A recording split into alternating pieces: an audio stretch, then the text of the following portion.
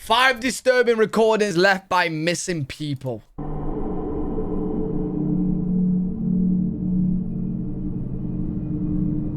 On July 29, 2008, a mother of 2 named Susan Powell recorded a video where she documented the assets in her home in Utah, just in case, in her own words, something happened to her. Okay. I getting. This is me. July 29th, 2008. It is 12:33 Mountain Time.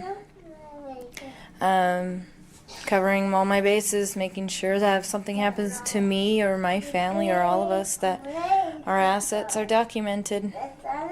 Hope everything works out and we're all happy and live happily ever after as much as that's possible. The video was made on her attorney's advice, who feared that Susan's husband Josh might attempt to sell some of her most expensive assets. In the years leading up to the now infamous video's recording, the couple's marriage had been under a lot of strain, and during the recording, Susan lets on that things had been everything but peaceful between her and Josh over the past few years. This is all stuff bought in a year or less through Home Depot on my credit. Josh bought a lot of stuff and then he had to bankrupt it. And then he bought a little bit more on my credit. There's a nice lamp. These are... Chat, I feel like with her doing this, is that like a normal thing? Or is something definitely like, is she worried about something? Because I've never once thought in my head, let me like record my assets just in case something happened. Do you know what I'm saying? I don't know. Things to roll She's worried? wood with. And I had necklaces too. Oh, a lawyer buys this. Got in a rage, as you can see, and broke this. There's duds and pearls and opals in there. Broke this and threw all my DVDs and made a mess. Because he was angry at me about a year or 2 back. Although Susan had been seeing a divorce attorney to look into the possibility of leaving her husband, they were still living together in 2009, almost a year and a half after the video was recorded. On the morning of December 6th of that year, Susan went to church with her 2 boys, after which a neighbor went to visit her, leaving her house at about 5 p.m. That night, Josh allegedly took the couple's 2 boys, Charlie and Braden Powell, on a camping trip in the middle of the night in blizzard conditions to a campsite on the Pony Express Trail. According to Josh, Susan stayed home because she was tired. The story goes that the next day, Susan's family and friends reported her missing when her 2 boys weren't dropped off at daycare. When Josh came back from the supposed camping trip with his sons, he said that when he had left the previous evening, his wife had been sleeping peacefully at home and that he had no idea what could have happened to her. After searching the couple's house in Utah, police found no signs of foul play, but things continued to get stranger as the investigation continued. It was him! Inside Susan's safe deposit box at the bank where she worked, the cops found a handwritten will and testament in which Susan alleged that Josh had taken out a $1 million life insurance policy on her a few weeks prior. Oh my... 100% him! So her husband took... And she wrote this in her security... Wow. Wow. Oh, I feel bad for her. Because like, in the back of her head, she knows she ain't safe. Because no way you'd write this, bro. No way. And he took out a 1 million life insurance on her 2 weeks before. Yeah, it was him. Yeah. Disturbingly, 100%. she also wrote, "If I die, it may not be an accident." About 10 days after she mysteriously disappeared, the authorities also found that Josh had filed paperwork to withdraw money from a retirement account, and he was officially declared a person of interest in the case. Suspiciously, Susan's family and friends reported that during the search efforts, Josh never seemed to show a genuine interest in finding his wife. But he killed her! Despite the mountain of evidence stacked against him, Josh Powell was never formally charged in his wife's disappearance. During the investigation, the cops questioned the couple's 2 sons, but it was hard to get any solid information out of them on account of their age. Even though they mentioned that Josh had taken Susan with them on their camping trip on the night of the disappearance, they also made outlandish claims, including allegations that they had arrived at the campsite by airplane. This made it impossible to use their statements as evidence that Josh was responsible for his wife's disappearance. Shortly after, Josh and his 2 sons moved back to their home state of Washington, but the authorities soon determined it wasn't safe for Braden and Charlie to be living with their father in the middle of the investigation. Yo, you should be allowed to use common sense. Like the judge. In some situations, you should be allowed to use common sense, bro. Because He took out a 1 million life insurance on her life 2 weeks before her going missing. He took the kids away, right? The night before. And all her letters are showing signs of she's scared of him, bro. Bro, that is 2 + 2 + 2 = 6, bro. It don't equal 7. It equals 6, right? On the dot, it's him. 100%, bro. He's not an innocent man. No. No way. No way. No way. Investigation, and Josh lost custody of the boys. This is where things get extremely disturbing. On February 5th, 2012, more than 2 years after Susan's disappearance, a state caseworker brought the 2 boys to Josh's house for what was supposed to be a supervised visit. Immediately upon their arrival, Josh locked the social worker out of the house and took the lives of both his children and himself by setting the house on fire with gasoline.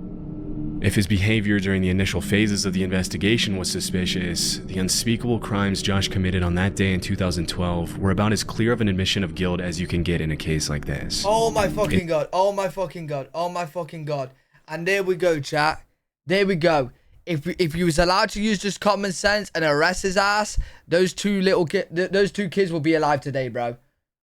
What the fuck? What the fuck?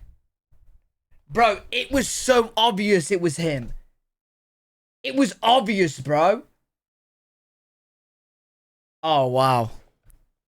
Wow. They have to do more digging to find just an inkling of evidence, bro, because it 100% was him. Mad. Yeah, poor kids, bro. And wife. What a dick, bro. You know, with situations like that, right? I don't get it. Why kill the kids? I don't get it, bro. Like, if I'm trying to put myself in his shoes, let's say I kill my wife, right? I would never do that, right? But let's say I did, right? I kill my wife, yeah? I got my kids, right? But now I feel like, you know, deleting myself, yeah? Why kill the kids as well, bro? Just delete yourself, bro. Nah, mad. Mad. What a dick, bro. In the aftermath of the tragic incident, the cops started looking into Josh's brother and father, who they suspected knew more about the case than they were letting on. Even though they had solid evidence to suggest Michael, Josh's brother, had helped him conceal Susan's body, the case reached a dead end when Michael also took his own life in 2013. More than a decade later, Susan's dad won a lawsuit against Washington State for nearly $100 million on grounds of negligence and failure to protect the 2 children who were supposed to be in the state's custody. You know what? That's a lot of money, but it's still not worth it, bro. You still rob the kids. 100 mil is a lot of money, but yo, that's how you know. That's how you know they fucked up. That's how you know they fucked. I can't believe they didn't like fucking investigate even more, because it's obvious it was him, bro. Bro, I'm like, man, that's crazy, man. A big chunk of which he gave to a charity to support domestic violence survivors. Oh, that's almost nice. 15 years after her disappearance and murder of her 2 children, people still gather in Susan's hometown of Puyallup, Washington every year to pay their respects and honor her memory. Wow. The last video Susan made documenting her assets received a lot more attention after everything had happened. With hindsight, the video is portrayed in a much more disturbing light. Susan saying things like, "I'm recording this just in case anything happens," makes you wonder if she knew her husband could do something this horrible as she was filming. Well, she obviously Over the was years, thinking Susan's father has been alerted of possible locations where his daughter's remains might be buried, including abandoned mines in Utah and other isolated locations. Sadly, every lead has turned out to be a false alarm, and it's very unlikely that Susan's remains will ever be found. Wow. Unbelievable. Amber Tucarro was a 20-year-old Canadian First Nations woman from Fort McMurray, Alberta. In August of 2012, she flew from Alberta to Edmonton International Airport and booked a hotel room with her 1-year-old son and a female friend for a short vacation. Hold on, why does this plane have so many wheels? What the f... The planes... I swear planes don't have that many wheels. Oh, it's the biggest plane in the world? I swear, like, standard... How many wheels... I swear, standard planes have, like maybe, 8 wheels? Bro, yeah, this has to be the biggest... What, yeah, you're saying it's the biggest plane in the world, must be. That night, she got excited about the trip and decided to hitchhike into the city by herself, after which she was never seen again. When Amber didn't return to the hotel the next day, her friend called her mother, who immediately called the Royal Canadian Mounted Police. Soon after, Amber was declared a missing person. The authorities dug into her phone records and found that she had received a phone call while she was in the company of an unidentified man. The recording is pretty unsettling, especially since it marked the last time she was ever heard alive. Oh shit, this is a phone call. Where are we by? We're just heading south of Beaumont, or north of Beaumont. We're heading north of Beaumont. Yo, where are we going? No, this is a... Are you f***ing kidding me? You better not be taking me anywhere I don't want to go. I want to go into the city. Jeez. Yo, we're not going into the city, are we? No, we're not. Yeah. Wait. Is this a taxi? Or she just got into a car with a random man? I think I missed that part. Is it a taxi or random man? I'm confused. We don't know. It's just she hitchhiked. We don't know. They didn't say. She's just in a car with a random man. Okay, we don't know. So where Maybe are these hitchhiking. roads going to? 50th Street. 50th Street. Are you sure? Absolutely. Yo, where are we going? 50th Street. 50th Street? 50th Street. East, right? East. Over now. Bravo. Bravo.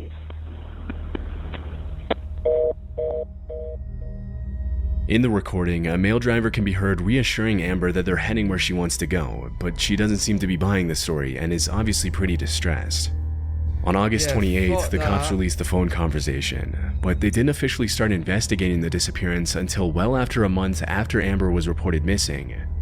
Sadly, when Amber's mother pressured the cops to do something and help her find their daughter, they dismissed her and told her that Amber was probably just out partying and would turn up soon.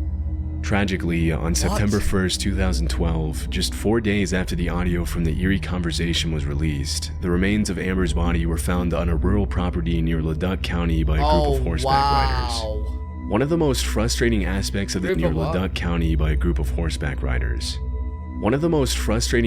of this case is how unprofessionally the disappearance was handled by the Canadian police. After just 1 month of searching, Amber was taken off missing persons list based on a... Yo, Canada, bro. I ain't gonna lie, mate. Yo, a mother knows if their daughter's partying or is fucking missing, bro. A mother knows.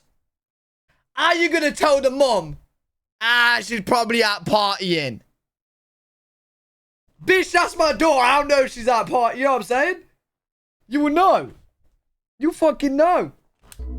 After just 1 month of searching, Amber was taken off missing persons list based on a series of suspicious, unconfirmed, and anonymous sightings in Edmonton, and it took her mother an entire month to get her back on the list. What? By the time she was put back on the list by the negligent cops who made the unforgivable mistake, her property, which could have been used as evidence, had already been accidentally destroyed after it was recovered from her hotel. Over the years, a few women have come forward claiming to know the identity of the man in the recording, with all of them accusing the same man. The authorities say they've looked into him, but he wasn't declared a person of interest. Wait. So you're telling me multiple people who don't know each other are saying they've identified the voice in the recording and it's this man and he's no person of interest?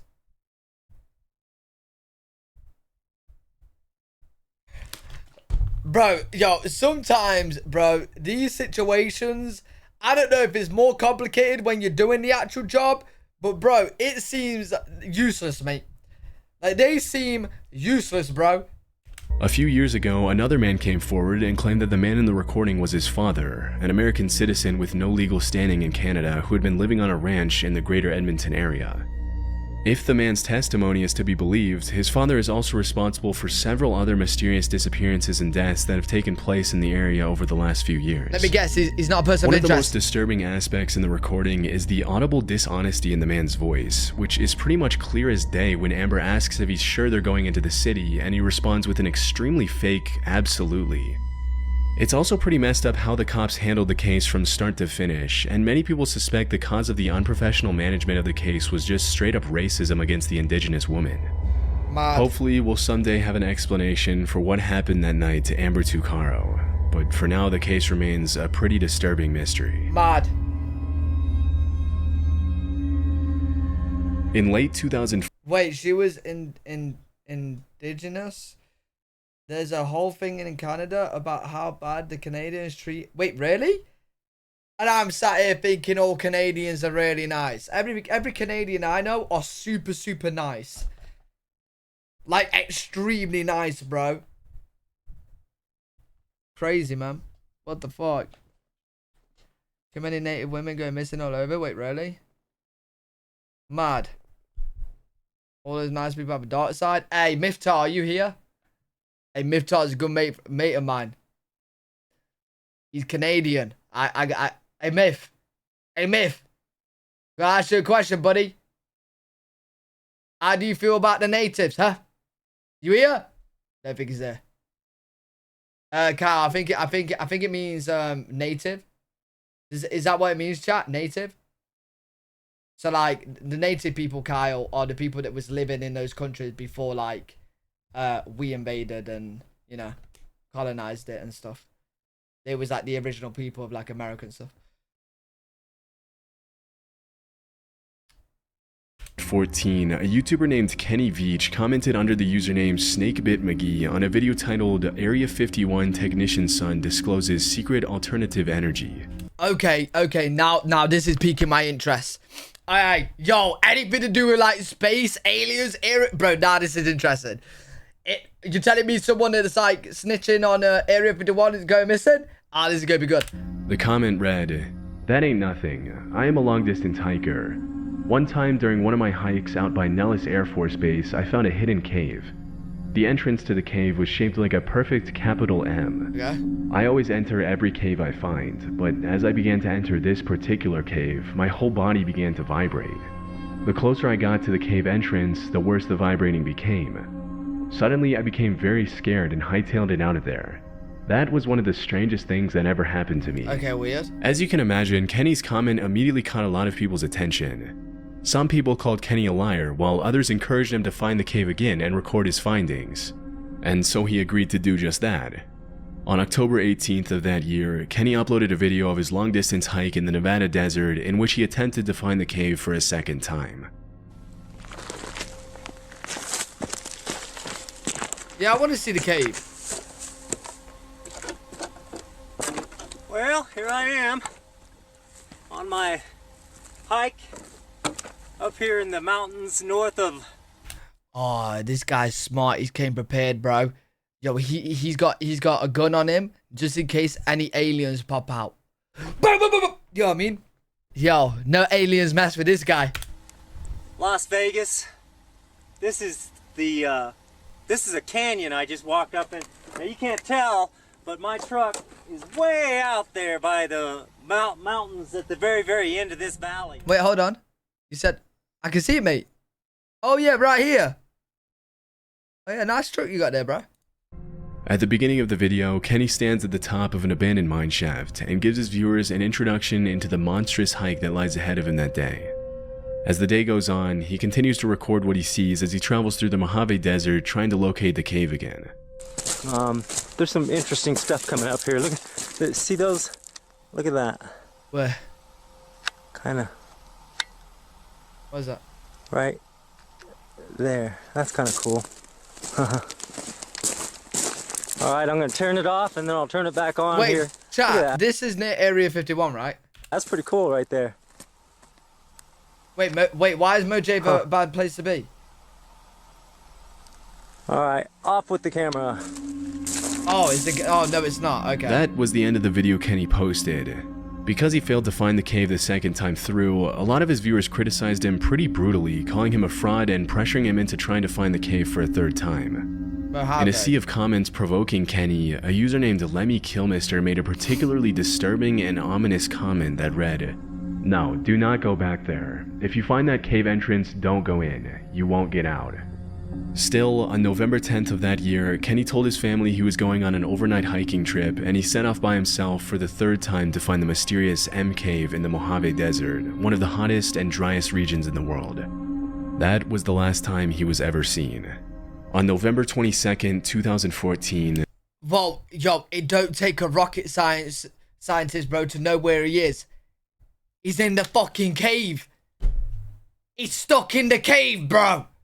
12 days after he set off on his search for the M Cave, a group of search and rescue volunteers found Kenny's phone lying at the top of the same mine shaft he had pointed out in his M Cave video. Okay, that's weird. Unfortunately, after his phone was located, the case went cold, and Kenny's body was never found. Okay, that's very weird. After the mysterious disappearance, people started coming up with all sorts of theories to explain what could have happened to Kenny, with most people claiming that he had either fallen down the abandoned mine shaft or died of overexposure.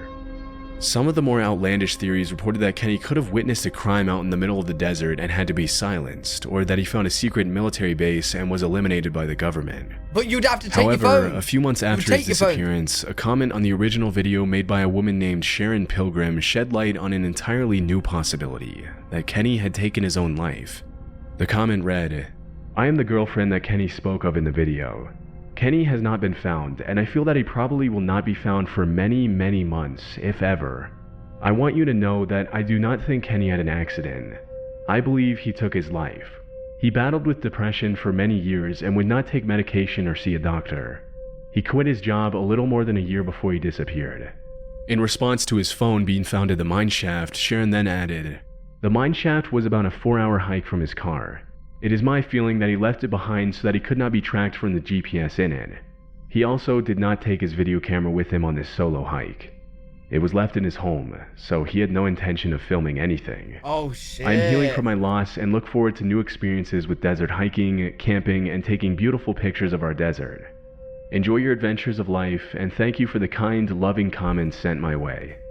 Even though the woman's comment seems pretty genuine and brings light to the very real possibility that Kenny took his own life, the case still doesn't have a solid conclusion. Hey, chat, I don't want to start a conspiracy, but she could be government covering up. Yeah, you're his girlfriend. Yeah, he took his own life. Okay. So, no aliens? No government secret base? Nah, I don't believe her. Maybe, oh my god. Maybe she killed him. Oh my god. You're right. Yo. Hey, listen. If I still had my detective license, I'd look into it, chat. But, the government revoked my FBI, my detective license. Apparently, I was too good at being a detective. They was very concerned. I was finding a lot of like alien shit, a lot of like, government cover-ups. Crazy. They took it away from me. Probably Kyle. Over the years, several other YouTubers have found caves in the same area Kenny was hiking in that almost perfectly resembled the letter M, and recently one of them even had a danger restricted area sign put up next to his entrance. Okay. So, even though it's possible that Kenny took his own life in the desert, his disappearance has still left more questions than answers. Yeah, that is weird. That is very, very strange. Bless him, dude. On September 8th, 2015, a man named Tim from Mounds View, Minnesota contacted the police and told them his friend, 32-year-old Henry McCabe, a Liberian immigrant and auditor for the Department of Revenue, had gone missing.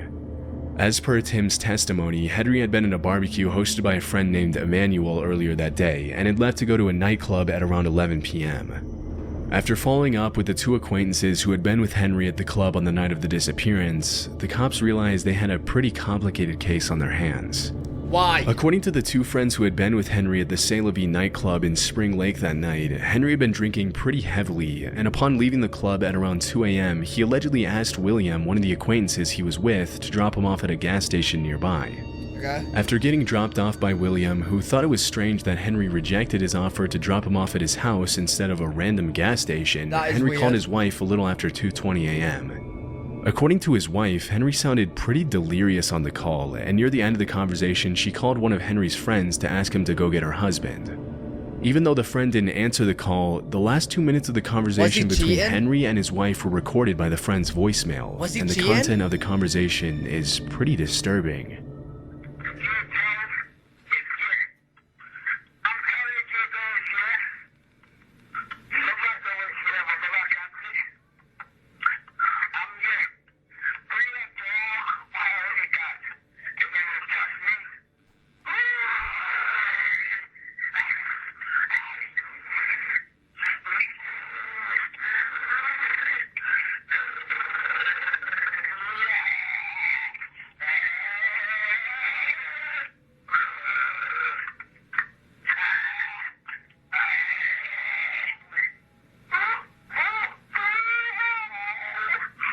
Bro, is this guy turning into a werewolf or something?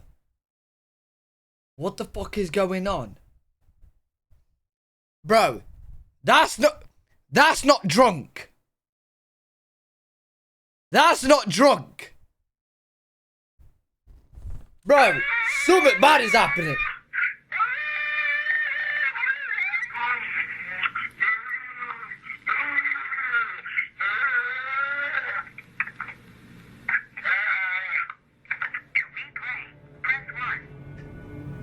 It's almost impossible to make out any of the words in the audio, and the combination of growls, moans, and screams makes it hard to know what to even make of the recording. You think he's being but killed? Needless to say, the voicemail is pretty unsettling. It almost sounds like the screams are coming from someone who's being attacked, but we obviously can't know for sure. That same evening, another acquaintance called Henry and later told police that it sounded as though Henry had gotten into an altercation with someone in the middle of the call. Strangely, even though Corrine McCabe, Henry's wife, mentioned that the sounds her husband was making during the call were extremely out of character for him, who was usually perfectly articulate, she only made a single call to one of Henry's friends to try and get him to pick up her husband, and when she didn't get a response, she went right back to bed.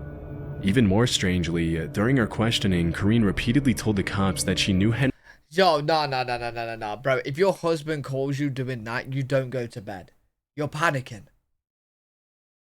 You're panicking. You physically won't be able to go to bed. You won't be able to. There's no way, bro. There's just no way. Especially that she said it's out of character. Maybe if you've got a husband that always makes those noises when he's drunk, you're like, oh, fuck off, Bill. You're doing this again. You're fucked. You're out too late. You got family. You got wives and kids there. You fucking cunt. Right? You know what I mean? Then you'll go back to bed. Right? But she said it's out of character. So you ain't going back. You're not going back to bed. You're going to be panicking, bro. You won't be able to. Friends to try and get him to pick up her husband, and when she didn't get a response, she went right back to bed. Even more strangely, during her questioning, Corrine repeatedly told the cops that she knew Henry was alive, even though she didn't have the evidence to prove it directly. After this extremely disturbing voicemail was recorded, Henry's phone records show that he called a Texas number that he had called over 20 times that day, but when the cops tried to trace the number, it came up as no longer in service. It's impossible to know if the calls themselves were made by Henry or someone else, but after the unsettling conversation with his wife, phone records show that several calls were made from Henry's phone to that same now disconnected number in the days following his disappearance. As the investigation went on, things continued to get stranger. Suspiciously, the cops never found footage of William's red car pulling up to the gas station where he had supposedly dropped Henry off, even though they checked the entire night's footage from all angles. What? Then he's fucking lying! Let me guess. They're not gonna look into it. Let me guess. They're not gonna look into it, bro. William later ended up changing his story and alleged that as soon as he dropped Henry off, he immediately got back in the car and William dropped him off at another gas station a couple of miles away. It was later revealed by a confidential FBI informant that during the searches that took place after the disappearance, Emmanuel, the host of the barbecue, and a group of 3 other men would often stand a few feet away from the rest of the search party and talk suspiciously among themselves. Still, it was never determined if they had anything to do with the disappearance. Okay. On October 2nd, almost a month after Henry went missing, a strange anonymous letter was sent to the New Brighton Police Department a few miles from where Henry went missing. The letter read, Henry McCabe, his body next to water, partially buried, needs search dog to find. Witness who saw burial scared, female young, asked to come forward, can remain anonymous and will protect. On November 2nd, the cops found Henry's body in Rush Lake, a few miles from where Henry had supposedly been dropped off on the night of his disappearance. Oh shit. Mysteriously, they didn't find any signs of foul play on his body, even Yo, that phone call was definitely him being attacked then. That phone call was definitely him being attacked.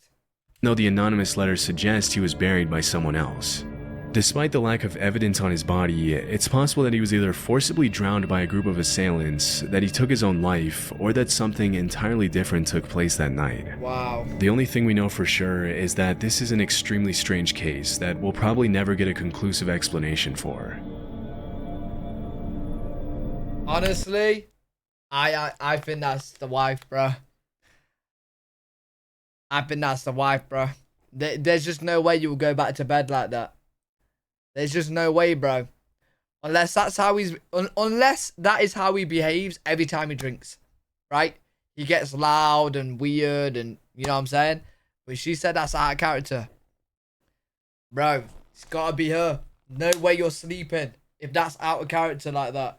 You'll pick him up yourself. In the summer of 2013, a 26-year-old oil worker from Texas named Brandon Lawson arrived home from work and immediately got into an argument with his long-term girlfriend. Things had been pretty tense between the couple in the days leading up to that evening, as Brandon had frequently been working Monday through Sunday, and the youngest of the couple's 2 children was only a few months old. Also, Brandon had recently relapsed into addiction, which further strained their relationship. It's unclear if his girlfriend kicked him out of the house or if he decided to leave after about an hour of arguing. The wife, but whatever she the did case, it. Brandon got in his silver Ford F-150 and drove away from his home in San Angelo at midnight on August 8th, after which he was never seen again. She did it! The incredibly strange events that took place over the next few hours have turned this case into one of the most mysterious and disturbing disappearances. Yo, honestly, yo, these crazy wives, bro, is starting. Bro, I might have to start asking questions, mate. I might have to be single for the rest of my life, dude. I'm scared. I'm scared now, bro. Of the decade. About half an hour after leaving his house, Brandon made a phone call to his brother Kyle, letting him know that he was a few miles south of Braun on a stretch of highway in the middle of nowhere and that he was out of gas. Okay. After fetching a gas can from Brandon's house, which was about a mile away from his own, Kyle got into his car and prepared to drive to his brother's location. But things didn't exactly go according to plan for Brandon, and a few minutes later, at around 12:50 a.m., he made this disturbing call to 911. 911 emergency. Yes, I'm in the middle of the field. It's like we're just pushing guys over. Right here going towards Javelin on both sides. Wait, what? 911. 911 emergency. Yes, I'm in the middle of the field. It's like we're just pushing If they could just bring some guys guys over. over. Right here going towards Javelin on both sides. My truck ran out of gas. There's one car here. You got to take it to the woods. Oh, shit. His car's ran out of gas and someone's chasing him, bro. Oh, fuck. Please hurry. Okay, now run that by me. We're not talking to him. I actually ran into him. Ah, you ran into him. Okay. That's the first guy. Wait, what does that mean? Like, what, like, he ran into him with his car? I don't get it. What does that mean? Like, he drove into him? With his car? Like, he hit him, or? What does that mean? I totally ran into them. Did he run into them physically? Yeah, now I'm thinking, if he hit him with a... Now I'm thinking it's road rage, bro. Really bad road rage. Ah, you ran into him. Okay. That's the first guy. Do you need an ambulance? Yeah, no, I need the cops. Okay. Is anybody hurt? Hello? Oh, shit. Hello? Hello?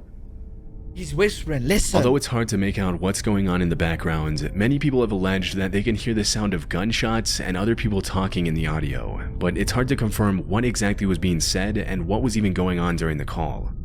8 minutes after Brandon's 911 call, another driver called the cops to inform that a silver F-150 had been parked pretty dangerously on the highway with the back of the truck sticking out into the other lane. Following his call to 911, Brandon continued to contact his brother Kyle by phone, and they exchanged a series of strange phone calls. Even though these next calls weren't recorded, according to Kyle, Brandon sounded extremely paranoid, repeatedly claiming that he was being chased out of town by the Mexicans in the neighborhood. When Kyle asked him if he had been using drugs again, Brandon immediately denied it. What? At around 1:10 a.m., Kyle arrived at the location where the truck was parked, but Brandon was nowhere to be seen. A few minutes after his brother's arrival, Brandon once again called Kyle and made a series of disturbing statements, claiming that he could see Kyle and the officer that had just arrived at the scene, that he was bleeding, and that they needed to hurry. Disturbingly, he was nowhere in sight. For the next few minutes, Kyle continued to try to get in touch with Brandon, but all his calls went straight to voicemail. After failing to find him that night, the cops launched an official search for Brandon, complete with helicopters, thermal cameras, dogs, and a massive search party. Unfortunately, Brandon was nowhere to be found. It was later revealed that Brandon had cashed out his 401k on the night of his disappearance, suggesting he might have vanished on his own accord. Okay. Okay. I see what you done there. I see what you done there. You ain't dead, bro. You ain't dead. You're not even hurt. They ain't even no Mexicans. Well, there might be Mexicans chasing you. But you disappeared. You don't want to pay no taxes, bro. You don't want to pay no taxes, bro. He's gone. He's gone. He said bye-bye. Bro, if you cash out your savings, if you cash out, then the next day you do all this, he's gone. He's gone, bro. He's gone. However, due to his distressed phone calls to 911 and his brother, it's also possible that his brother wasn't recorded. His brother's gonna obviously be in on it. You know what I'm saying? Any brother's gonna be his brother's gonna be like, yo, I need to disappear, bro, for this reason. Just say to the cops that I was calling you being distressed, bro. There we go. Bob's your uncle. Brandon fell victim to some sort of cartel activity, or that someone he ran into on the road attacked him. Nope. In February 2022, a small search party consisting of family members and friends found a pair of shoes and clothing that matched the description of what Brandon was wearing on the night of his disappearance. Yeah, and that after in the searching bag. the area, the cops found human remains near the location of the shoes and clothing. Oh. Even though the remains were... Oh, wait. Is human remains, can that be shit? Can that be him shitting? Or can that actually be body parts? Could that be, like, shit or nah? No? Oh, okay. Oh, shit. Oh, shit. Maybe he was being chased then. Fuck. I don't even know now. Normally, I'm a good detective. Nah, this is just threw me... Bro, this is just threw me off course. Thing that matched the description of what Brandon was wearing on the night of his disappearance. Okay, now I'm confused. And after searching the area, the cops found human remains near the location of the shoes and clothing. Even though the remains were sent to be tested more than 2 years ago, there still hasn't been a definitive answer for whether they belong to Brandon or what could have happened to him that night. Hopefully, with time, more conclusive answers will surface to give Brandon's family a sense of much-needed closure. Hey, listen! Until then, this will probably remain as one of the most disturbing missing persons cases from recent years. I'm confused, bro. It seemed like he disappeared. He's off with his 401k. But honestly, I believe he's very smart. And he's done it a very smart way. He's put the human remains there himself. I don't know. He got them from eBay or some shit. I don't know. I feel like he disappeared himself.